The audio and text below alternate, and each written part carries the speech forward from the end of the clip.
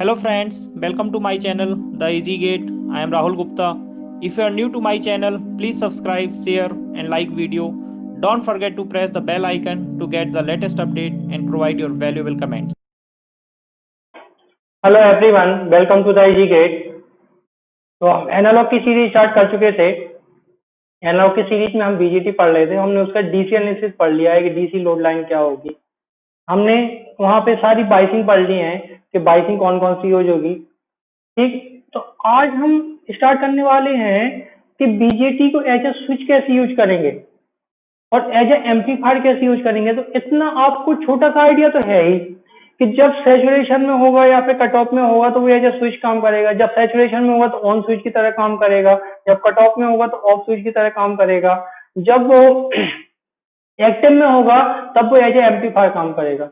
तो बेसिकली हमें यही देखना है कि अगर हमने यहाँ पे एक इनपुट लिया है वी जो कंटिन्यूसली आपका इंक्रीज हो रहा है, तो हमें वही देखना है कि बी की किस वैल्यू तक वो सैचुरेशन में रहेगा, सॉरी एक्टिव में रहेगा, फिर वो कट ऑफ में आ जाएगा या फिर सैचुरेशन में आ जाएगा। तो ये लेक्चर बहुत ज्यादा इंपॉर्टेंट होने वाला है आपके लिए। ध्यान से सुनते जाएंगे। कब आपका IC equal to beta IB expression valid होगा, कब नहीं होगा, कब IC equal to IC set होगा, कब BC equal to BC set होगा, बहुत ज्यादा इंपॉर्टेंट है। और जब सैचुरेशन में चला जाता है तो जरूरी नहीं कि उस सैचुरेशन में जाने के बाद कौन कौन सी वैल्यू उसकी फिक्स हो जाएंगी, कौन कौन सी वैल्यू उसकी वेरी करती रहेंगी। हमें क्या क्या चीज हमें पता लगेगा कि वो डीप सैचुरेशन में है, ये भी तो हो सकता है वो डीप सैचुरेशन में हो या फिर सैचुरेशन की बाउंड्री पर हो। ये चीज हमें फाइंड आउट करनी होती है क्योंकि ऐसे क्वेश्चन आते हैं जरूर, हर जगह मिल जाते हैं आपको ऐसे क्वेश्चन। देखेंगे यहाँ पे मैंने क्या लिया है, यहाँ पे मैंने एक सर्किट लिया है, सिंपल सा एक सिंपल एग्जाम्पल लिया है। ठीक है, तो ये जिसमें वी क्या है, वी आपका वेरी कर रहा है, कंटिन्यूसली वेरी कर रहा है। और ये करंट होगी आपकी आईवी, ये होगी आईवी, ये होगी आईसी, ये होगी आईसी।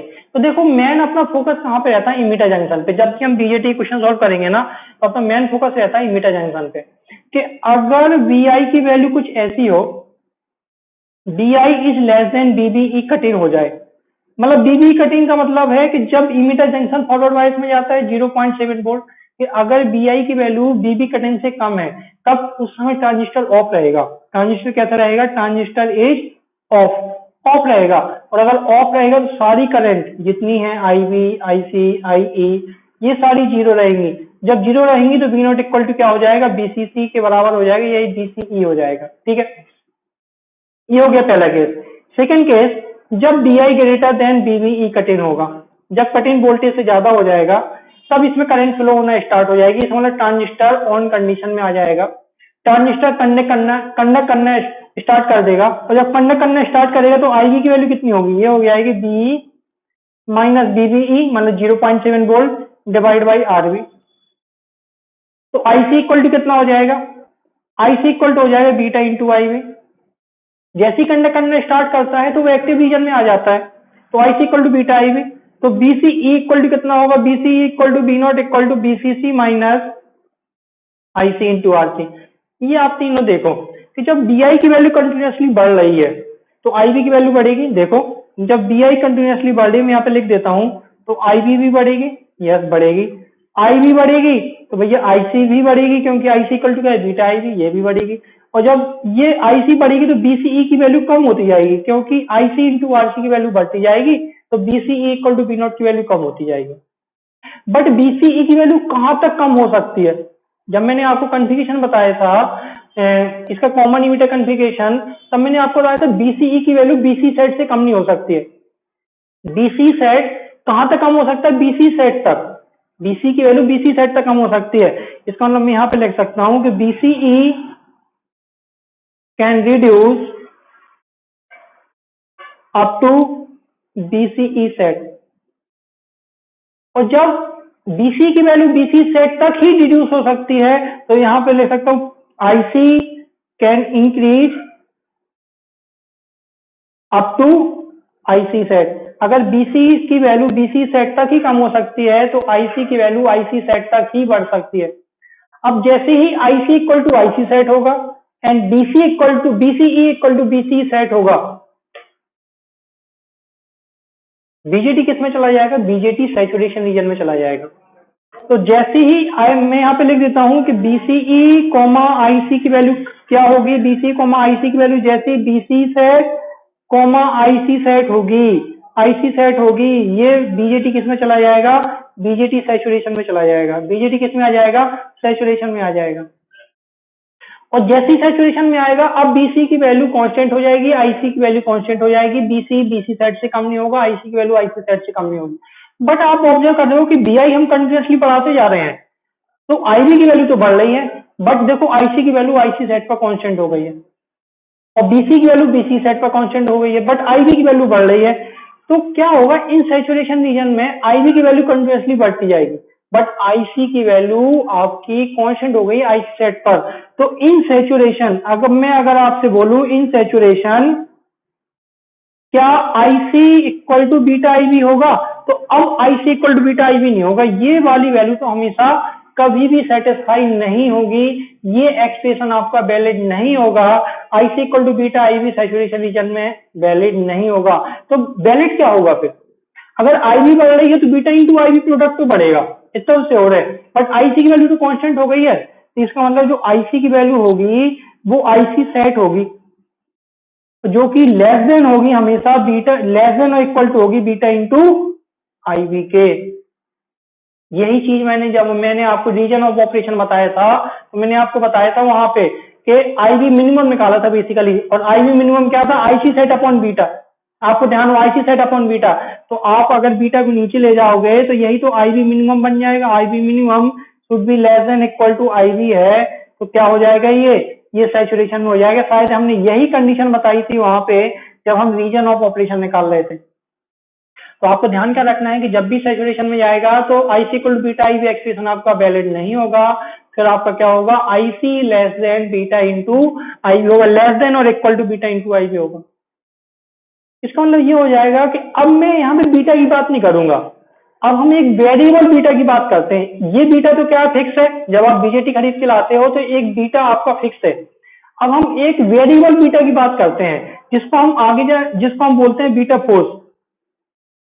ये है वेरिएबल बीटा, ये बेसिकली कैलकुलेशन पर्पज के लिए है, वेरिएबल बीटा है कि IC अगर आपकी बढ़ रही है, तो अब इस समय जो IC सेट होगा ना,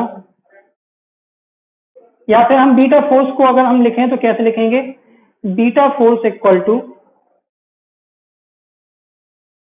IC सेट और अपॉन IB, और IB क्या है, IB is the current in saturation, या फिर बेस करंट इन सैचुरेशन, अगर मैं यहाँ पे लिखूं बेस करंट इन सैचुरेशन। जैसे अगर मैं बात करूं कि IB की वैल्यू आपकी बढ़ रही है, IB की value 1 micro ampere, 2 micro ampere, 3 micro ampere, जैसी 4 माइक्रो एम्पियर पे पहुंची, और मान लेते हैं बीटा की वैल्यू 100 थी, 4 माइक्रो एम्पियर पे पहुंची, तो IC की वैल्यू कितनी हो जाएगी, अगर मान लो मैं एक एग्जांपल लेता हूं कि आपकी VI की वैल्यू कंटिन्यूसली बढ़ रही है, तो IB की वैल्यू कंटिन्यूसली क्या हो रही है, बढ़ रही है। मान लेते हैं कि IB की वैल्यू 40 माइक्रो एम्पियर पे आ गई, तो IC सेट कितना हो जाएगा, या फिर उस समय IC की वैल्यू कितनी होगी, उस समय IC की वैल्यू हो जाएगी IC equal to beta into IB, और बीटा की वैल्यू मान लेते हैं अपन 100 है, तो ये हो जाएगा 100 इंटू 40 माइक्रो एम्पियर, इसका मतलब 4 मिली एम्पियर। ठीक है, एक छोटा सा एग्जाम्पल लिया। अब जैसी IB equal to 40 micro ampere हुई और IC equal to 4 milli ampere हुई, तो BJT सैचुरेशन रीजन में चला गया। सैचुरेशन रीजन में जाने का मतलब हो गया कि यही करंट हो जाएगी IC सेट के बराबर। अब इससे ज्यादा कलेक्टर करंट नहीं बढ़ेगी, कलेक्टर करंट की वैल्यू इससे ज्यादा नहीं बढ़ेगी, बट IB की वैल्यू तो बढ़ती रहेगी। IB की वैल्यू 41 माइक्रो एम्पियर हो जाएगी, 42 माइक्रो एम्पियर हो जाएगी, 43 माइक्रो एम्पियर हो जाएगी, 44 माइक्रो एम्पियर हो जाएगी, ये आपकी कंटिन्यूसली बढ़ रही है, बट IC की वैल्यू आपकी कांस्टेंट कितनी है, 4 मिली एम्पियर। तो अब क्या यहाँ पे बीटा इंटू IB आपका एक्सप्रेशन वैलिड होगा, beta into IB expression valid नहीं होगा, क्योंकि IC की वैल्यू हो गई है 4 मिली एम्पियर और बीटा की वैल्यू कितनी है 100। तो हमने क्या किया, एक वेरिएबल बीटा मान लिया कि बीटा फोर्स है, और बीटा फोर्स की वैल्यू कितनी है, बीटा फोर्स की वैल्यू मैंने बोल दी IC सेट जो कि फिक्स है, और डिवाइड बाई IB जो आपकी सैचुरेशन में। इसका मतलब कि जब हम BI बढ़ाते जा रहे हैं तो इतना तो श्योर है कि IB की वैल्यू बढ़ती जा रही है, और अगर आईवी की वैल्यू बढ़ेगी तो देखो भैया बीटा फोर्स तो कम होता जाएगा ना, बीटा फोर्स कम होता जाएगा। इसका मतलब बीटा फोर्स क्या है, एक वेरिएबल बीटा है जो हमने एक अपने एनालिसिस के लिए हमने बीटा फोर्स का एज्यूम किया है कि बीटा फोर्स आपका कम होता जाएगा। जब सैचुरेशन की बाउंड्री पर था, इसका मतलब बाउंड्री का मतलब है जब IV equal to 40 micro ampere थी और IC equal to 4 milli ampere थी, जब वो बाउंड्री पर था तब क्या बीटा फोर्स की वैल्यू बीटा के बराबर होगी? यस, उस समय बीटा फोर्स की वैल्यू बीटा के बराबर होगी। पर जैसे ही हम BI की वैल्यू बढ़ाते जा रहे हैं, ये डीप सैचुरेशन में जाता जा रहा है, तो बीटा फोर्स की वैल्यू कम होती जा रही है। तो यहाँ पर हमें कैलकुलेट करना होता है। कई बार क्वेश्चन आ जाता है कि ऐसा क्वेश्चन आता है कि वो डीप सैचुरेशन में है या फिर सैचुरेशन में है, तो वहां पे एक फैक्टर निकालना है जिसको हम बोलते हैं overdrive factor. Overdrive factor, overdrive factor क्या होता है? OF इक्वल टू लिखेंगे beta upon beta force, beta upon beta force. अब हमें इतना तो पता है ना कि BI की वैल्यू जब बढ़ रही है तो बीटा फोर्स कम हो रहा है, और अगर बीटा फोर्स कम होगा तो ओवरड्राइव फैक्टर क्या होगा? ओवरड्राइव फैक्टर तो बढ़ेगा। But at the saturation boundary, अगर मैं सैचुरेशन बाउंड्री की बात करूं कि जब सैचुरेशन में गया ही गया है, बीजेटी सैचुरेशन में एंटर किया हुआ है, जस्ट अभी अभी एंटर किया है एट सैचुरेशन बाउंड्री, क्या ओवरड्राइव फैक्टर की वैल्यू 1 होगी? यस, क्योंकि जब बीजेटी सैचुरेशन में एंटर ही किया है उस समय बीटा और बीटा फोर्स की वैल्यू क्या है? बराबर है। अगर beta equal to beta force है तो ओवरड्राइव फैक्टर कितना हो जाएगा? 1 के बराबर हो जाएगा।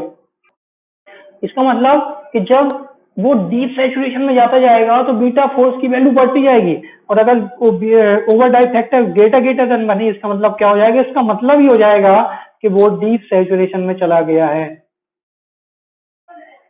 तो ये सिर्फ कैलकुलेशन पर्पज के लिए, जब आपकी न्यूमेरिकल क्वेश्चन आते हैं तो वो बोल देगा डीप सैचुरेशन में है, तो उस समय आपको मान के चलना पड़ेगा कि जो IV की वैल्यू है वो बहुत बहुत ज्यादा है IV मिनिमम की। जब मैंने आपको ध्यान हो, मैं आपको फिर से एक बार रिवाइज कराता हूँ। मैंने कुछ कंडीशन बताई थी कि अगर IV की value greater than equal to IV minimum, तब ये सैचुरेशन में था, तब ये सैचुरेशन में था।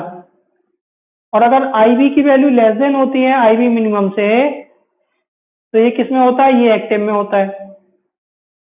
इतना समझ में आ रहा है? तो अगर IV equal to IV minimum है, इस वाले केस पर ध्यान दो, अगर IV equal to IV minimum है तब तो वो जस्ट अभी अभी सैचुरेशन में एंटर किया है, और अगर IV की वैल्यू और बढ़ती जाएगी, IV मिनिमम से ज्यादा होती जाएगी, तो वो डीप सैचुरेशन में जाता जाएगा। आई होप आपको ये छोटा सा कॉन्सेप्ट क्लियर हुआ होगा।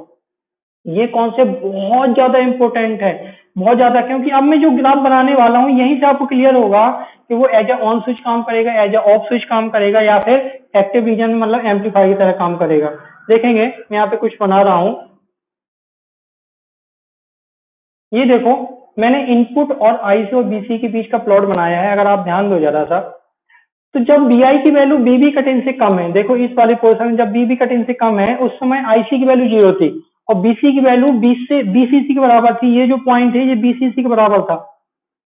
जब जैसे BI की वैल्यू BB कट इन से ज्यादा हुई तो IC की वैल्यू बढ़ना स्टार्ट हुई और BCE की वैल्यू घटना स्टार्ट हुई। बट BCE कहाँ तक कम हो सकता है? BCE कम हो सकता है BC सेट तक, और IC बढ़ सकती है IC सेट तक। उसके बाद क्या हो जाएगा? उसके बाद आपकी कलेक्टर करंट भी सैचुरेट हो जाएगी और BC की वैल्यू भी सैचुरेट हो जाएगी BC सेट पर। तो यहाँ पे मैंने 3 रीजन में डिवाइड किया है इसको। अगर मैं पहले रीजन की बात करूं, रीजन नंबर 1, अगर मैं रीजन नंबर 1 की बात करूं तो इस रीजन में अगर आप ऑब्जर्व करो, IC की वैल्यू 0 है और BCE की वैल्यू BCC है, दैट मीन्स मैक्सिमम है, मैक्सिमम है। तो ये किसकी कंडीशन होती है कि वोल्टेज मैक्सिमम हो, करंट 0 हो? शायद ये तो ओपन सर्किट की कंडीशन होती है। अगर मैं बोलूं ये किसकी कंडीशन है, तो ये तो ओपन सर्किट की कंडीशन है, और इसी को हम क्या बोलेंगे? इसी को हम बोलेंगे कट ऑफ रीजन। इसका मतलब कट ऑफ रीजन में बीजेटी कैसे बिहेव करेगा? एक ओपन सर्किट की तरह, एक ओपन स्विच की तरह बिहेव करेगा। सेकंड, अगर मैं सेकंड रीजन की बात करूं तो वहां पे IC की वैल्यू तो है IC सेट के बराबर, मतलब मैक्सिमम हो गई है, ये मैक्सिमम हो गई। बट आप देखो BCE की वैल्यू कितनी है? BC सेट के बराबर है, और अगर मैं आइडियली बात करूं तो अप्रोक्सीमेटली 0 है। BC सेट का होता है अप्रोक्सीमेटली 0 या फिर 0.2। मतलब ये किसकी कंडीशन है कि वोल्टेज 0 है और करंट मैक्सिमम है, ये तो शायद शॉर्ट सर्किट की कंडीशन है, शॉर्ट सर्किट की कंडीशन है। इसको हम क्या बोलेंगे, सैचुरेशन रीजन। तो सैचुरेशन रीजन में बेसिकली कैसे काम करेगा, ये एक शॉर्ट सर्किट या फिर ऑन स्विच की तरह काम करेगा। बट हो सकता है बीसी की वैल्यू बीसी सेट हो तो कुछ 0.2 हो, तो एक आपका स्मॉल रेजिस्टेंस आएगा जिसको हम बोलेंगे ऑन रेजिस्टेंस। इसका मतलब अगर बीजेटी सैचुरेशन रीजन में है तो आइडियली तो वो एक शॉर्ट सर्किट होगा, इतना तो पता लग गया। बट प्रैक्टिकली कैसे बिहेव करेगा, एक रेजिस्टेंस की तरह जिसका ऑन रेजिस्टेंस कितना होगा, BC set upon IC sat. अगर बीसी सेट है कुछ तब तो ऑन रेजिस्टेंस आएगा, अगर बीसी सेट 0 है तब तो कितना हो जाएगा, रेजिस्टेंस 0 हो जाएगा। तो हम क्या करेंगे, उसको एक रेजिस्टेंस से रिप्लेस कर देंगे। जो तीसरा है वही ज्यादा सबसे ज्यादा इंपॉर्टेंट, तीसरी रीजन में अगर आप ऑब्जर्व करो तो आईसी और बीसीई दोनों के दोनों इनपुट बीआई को रिस्पॉन्ड कर रहे हैं कि अगर इनपुट बीआई घटेगा या बढ़ेगा तो आईसी और बीसीई भी वेरी कर रही है। अगर आप इस रीजन की बात करो, इस रीजन की, तो इस रीजन में जो आईसी और बीसीई है दोनों के दोनों इनपुट बीआई को रिस्पॉन्ड कर रहे हैं। रिस्पॉन्ड करने का मतलब है कि वो एक्टिव रीजन में एक्टिव है। अगर कोई इंसान एक्टिव होता है तभी तो वो किसी इनपुट को रिस्पॉन्ड कर पाता है। तो आईसी और बीसी बेसिकली बीआई को रिस्पॉन्ड कर रहे हैं। रिस्पॉन्ड करने का मतलब है इसी रीजन को हम क्या बोलेंगे, एक्टिव है। और बीजेटी को हम इसी रीजन में एक्टिव कहेंगे कि बीजेटी भैया एक्टिव है, बीआई के वेरिएशन को, बीआई के चेंज को रिस्पॉन्ड कर रहा है। अगर बीआई चेंज होगा तो ये दोनों भी चेंज होंगे, इनको रिस्पॉन्ड कर रहा है, इसलिए हम क्या बोलेंगे, बीजेटी एक्टिव में है और इसी को हम बोलेंगे एक्टिव रीजन में है। तो तीसरा रीजन क्या कहलाएगा, active region. Active region where, मैं यहां पर लिख देता हूं, where VCE comma IC respond to the change of PI. BI के चेंज को क्या करेंगे, ये रिस्पॉन्ड करेंगे, इसलिए हम क्या बोलेंगे कि बीजेटी एक्टिव रीजन में है। और बीजेटी एक्टिव रीजन में है तो इसी रीजन में किसकी तरह बिहेव करेगा, एक बीजेटी की तरह। तभी तो सॉरी एम्पलीफायर की तरह, तभी तो वो एम्पलीफायर की तरह बिहेव कर पाएगा। अगर वो इनपुट को रिस्पॉन्ड ही नहीं करेगा, हमने जो इनपुट लगाया उसको जब रिस्पॉन्ड ही नहीं करेगा तो वो एज एम्पलीफायर कैसे काम कर पाएगा। अगर हमें इनपुट को रिस्पॉन्ड कराना है कि हमने 2 मिली एम्पियर का इनपुट दिया और हमें 2 वोल्ट का आउटपुट मिला, इसका मतलब इनपुट को रिस्पॉन्स किया उसने, और अगर इनपुट को रिस्पॉन्स किया तभी हम उसको क्या बोलेंगे, एक्टिव रीजन में है। तो इन एक्टिव रीजन